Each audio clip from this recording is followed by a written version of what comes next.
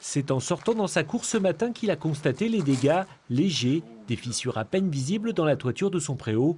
Hier soir vers 21 h, de nombreux habitants de la région de Bruay, comme ce retraité, ont été surpris tout à coup dans leur activité par un drôle de bruit sourd, sans être certains d'en connaître l'origine.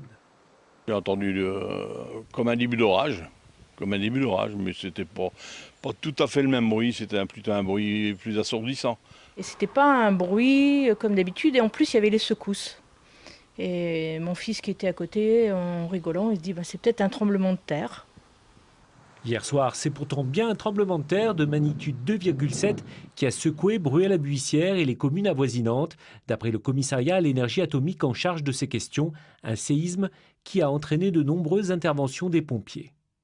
Aucun dégât matériel sur les infrastructures, c'est ce qui nous préoccupait. Aucun blessé.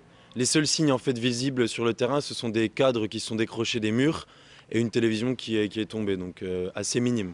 Mais l'origine de la secousse pourrait rester inconnue. Ce qu'on sait, c'est qu'il est relativement superficiel, il est un peu moins de 2 km de profondeur. Par contre, à voir si c'est un événement de type minier, c'est-à-dire soit un effondrement de toit ou un événement naturel, un séisme, là, pour l'instant, on ne peut pas déterminer exactement la nature de l'événement.